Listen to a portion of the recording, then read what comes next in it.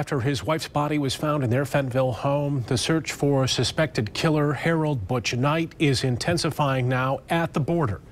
Target 8 investigator Ken Kolker and photojournalist Ron Swanson have followed his trail more than 1,000 miles away into Maine. And new at 6, it appears the search for Knight is expanding.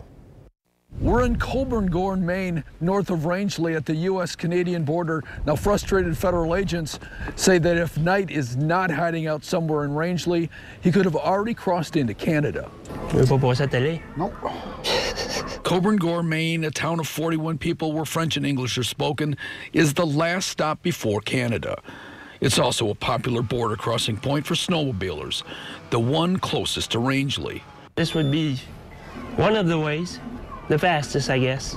Yeah. He could go on the other side, too. He says word spread to him by snowmobile. Then the mailman filled in some details. They said he was big. He was tall and big, and like 60 years old, something like that, and that he dyed his hair. And that the fugitive was last seen not far away in the town of Rangeley, where he stayed in a motel.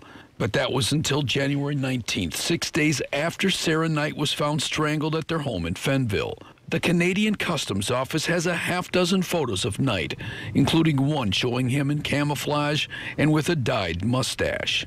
A U.S. Border Patrol agent told us that they are searching by snowmobile and are spreading the word through snowmobile clubs and door-to-door at businesses in towns north of Rangeley, including Stratton. Hey, there's a guy in the area, armed and dangerous. 2 days ago, U.S. Marshals dropped off photos of Knight at the shop where she works in Stratton. I think they're just trying to warn all the businesses on Main Street because they had a list of all the businesses that were on Main Street. She was shocked to recognize the fugitive's face. He was in a few of her classes several years ago at Central Maine Community College in Turner, Maine, where he lived before he moved to Michigan. You would never have guessed, having a conversation with this man, that